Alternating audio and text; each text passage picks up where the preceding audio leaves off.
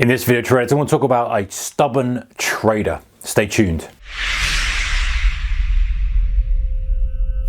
Hey traders, warm welcome to our One For You Day Traders, and I'm pretty sure that every single day trader has done this, or maybe is stuck in this rut, or has done it at some point in time, or is still doing it, or has to get over it. It's a very, very common challenge for day traders. It's a stubborn trader syndrome. So stubborn trader syndrome is this. You have a scenario, you have a thesis, okay? And your thesis is, right, imagine you've got this chart. I think the price is going to break out and it's going to hit this key level here. And let's call this 50 bucks just for example. I think it's going to do that. And you kind of, you're not as switched on and as calm and as thoughtful as you could be, and you're perhaps taking the easy trade. You're trying to take this breakout trade to the downside, because the better trade, if you're in this scenario, if not always the case, but is often to try to preempt the break, right? Oh, if I can get short up here on a fake out, then it kind of doesn't matter what it does down here. But put that to one side for the moment. Imagine you're trying to trade this breakout, and we've all been in this situation, and sometimes it can get really pretty gnarly and nasty. But let's say you're going short. You see the market suddenly goes down, 1 minute candle, big red 1 minute candle. This is it, this is the push, I'm getting short, bang, you hit that bid. And then of course, the market kind of pops up a little bit and you've got to stop, and it comes and it goes ding, pings you out. You're like, okay.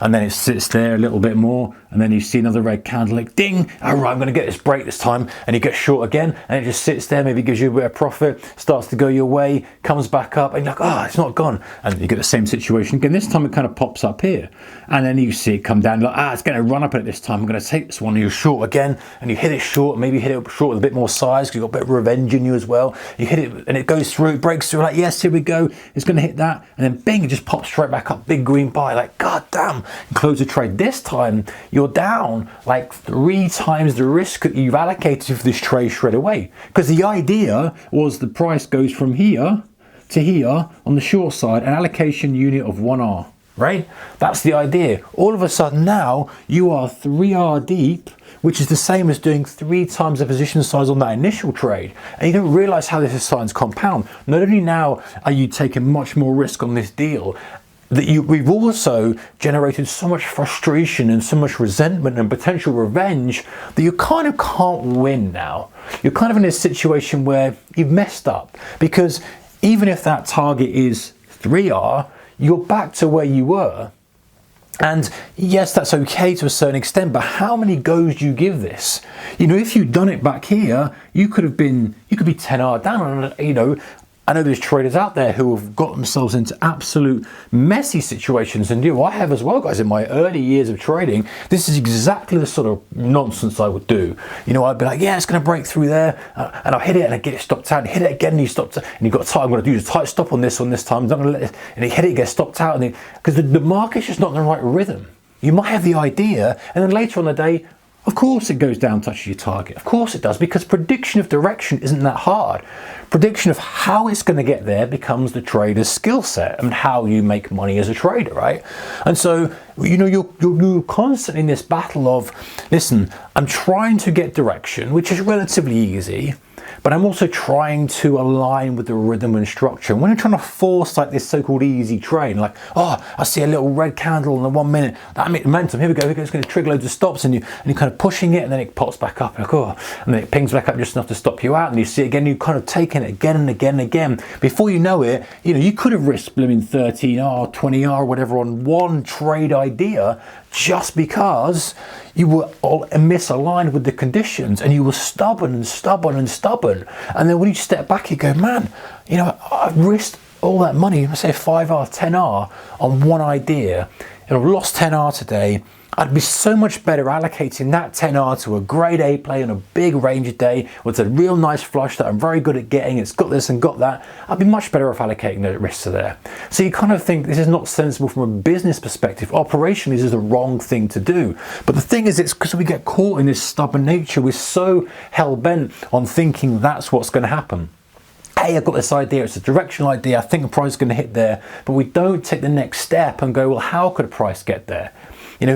doesn't necessarily mean it's going to do it now. Is it going to break now? Am I looking too blinkered and microscopic into the price action? In reality, it's a range-bound condition. Yeah, we're doing lower highs. Yeah, the pressures to the downside. Yeah, the daily chart's on my side. Yeah, well, yeah, all these kind of things that tick in the boxes. But it doesn't necessarily mean it's going to go now. It doesn't necessarily mean that you can force your will on it and get short there with a tight stop. You might have to be honest with yourself and say, listen, if I want to sell short here, I'm probably going to have a stop there. And I don't want to have a stop there, or you do. And the answer might be, I don't want to. So actually what I'm going to do is I'm going to pass on this trade because the parameters aren't there for me. Or I'm going to wait for a break, a little pause, and then just take the last chunk and maybe have it structured completely differently. Or I'm going to kind of look for a sell at the high side here and then a roll back over, slow roll back over. I'm going to take off a lot of the risk on that level. And if it breaks through, great, it's a free trade. That's a much better way of thinking clearly and structuring the deal than trying to force things. And it comes to the high side, it happen to all sorts of trades, but it's that stubborn trader syndrome that we can all get, and we get so myopic in this has got to work and this is how it's going to happen. It's going to happen right second, and before you know it, you've made too much of a loss. So how you stop that? You just have to be strict with yourself and say, how many bites of the cherry am I going to take on a trade idea? So how many times I'm going to attempt a trade idea until I say no more, regardless, and that just has to be fixed. 2, great. 3, fine. Any more than that, I think you're pushing your luck. Like if you don't get it right after those 2, a third, maybe okay, 3, but 4, 5, no. You're risking way too much on what is probably not a great. Now listen, if you've got a huge idea that's maybe you've got potential to do a 20-hour trade, you might say, okay, I'm gonna have multiple goes at it because the payout is gonna be good. But a standard kind of 3-to-1 type of trade, you know, after 3, you're just trying to get your money back, and then that's dangerous because you're in this mentality, I've got to get this, and you're so focused, you're not then looking at the bigger picture. You might even be wrong on this. It might be like, hey, this is holding and it's going to absolutely rip up. You might have missed something.